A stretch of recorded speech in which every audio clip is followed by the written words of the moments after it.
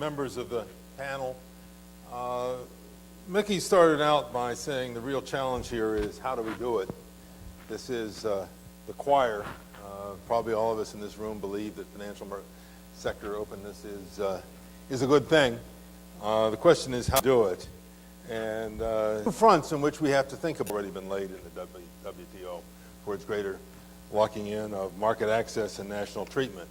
But the other front is the international regulatory process, which, because of the prudential carve-out, has raised, and the way some people are going about it, has raised the prospect of raising new barriers to market access or violations of national treatment as countries choose particular ways to deal with this.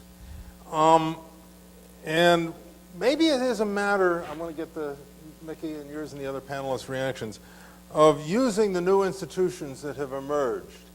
Maybe the G20 is the place where we mobilize the leadership and put the pressure on to give direction to both fora, the WTO to move forward with the Doha round, and to the FSB as an international body that goes about the changes of regulation that we need in ways that do minimum damage to market access and national treatment.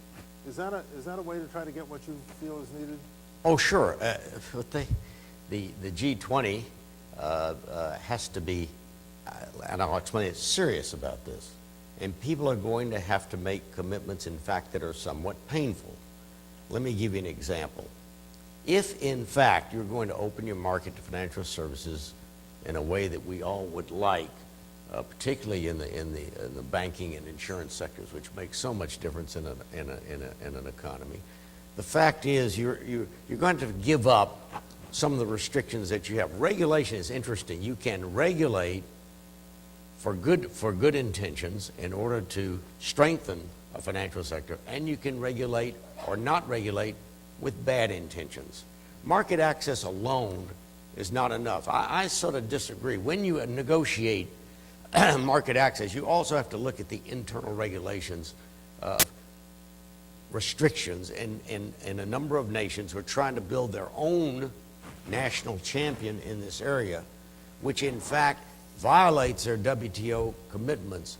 But if we had been prescient enough, which I wasn't, when we negotiated these agreements, we would have looked at that and made it even stronger in terms of the inability of countries to do that.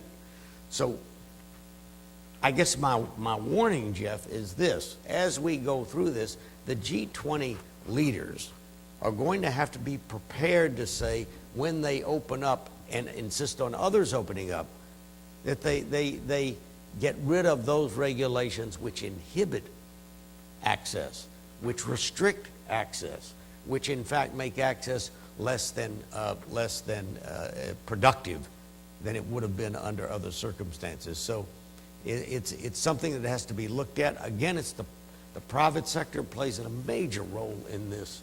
John, what the private sector has to recognize those areas and instruct, frankly, the negotiators what makes a difference and what doesn't make a difference.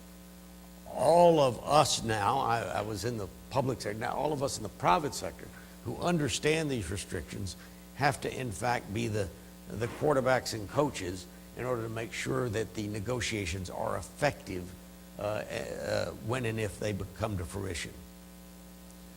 I might ask Kono-san, have you ever heard the words market access or national treatment in an FSB meeting? No. And is it something that we can get into that discussion? And do you think that would be important in helping to shape the way people go about the regulatory process? Well, basically, yes. And in fact, well, without being critical to the process that I'm actually taking part in, I still am trying to inject some balance or caution into those arguments by referring to the liberalization commitments under the GATS, the need for trade finance to be provided smoothly. More bank lending is necessary for economic recovery, particularly in those bank-centered economies. I mean, in the U.S., maybe securitization is also a very important issue. And those arguments are heard in using different terminology, but I've never heard the words market access or national treatment. And so I think we need to probably, or you need to educate the FSB from that. I think it does have to be a part of that discussion. And John, do you have any further thoughts on how do we do it? Yeah, I think it's interesting. If we look at the relationship between business and regulators, it's been quite stand apart in the sense that the assumption has always been, I guess probably really since the 1930s, that banks won't collapse and we won't go to the edge again. We'll never make that mistake again. So that regulators have really regulated, I won't say at the edges, but with that one sure thought in mind. Well, that was disproved effectively, or so close to being disproved that we changed the rules of the game. And now I think you're seeing regulators and business having to work together. And regulators have realised they're critical in keeping banks, if you like, and other financial institutions in the game.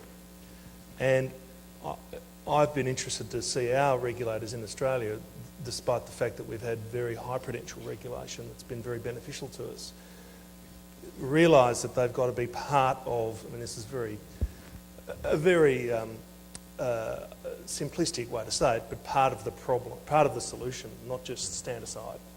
And that is quite critical. Now, business has to realise that they have to come to that party as well. That's, coming to the regulation, the world of regulation is not an easy thing for business.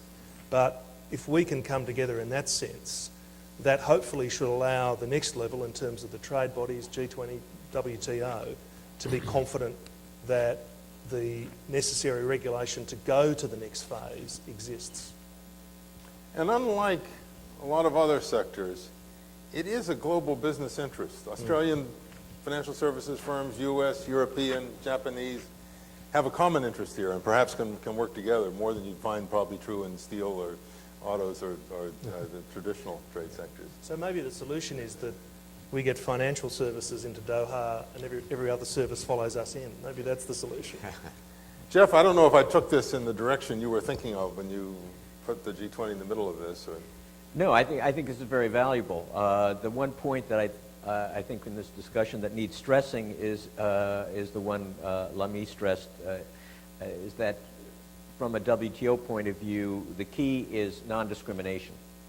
And you will always have regulations. It's called regulatory policy. It's going to have some value overlay that constricts the ability to do unfettered business.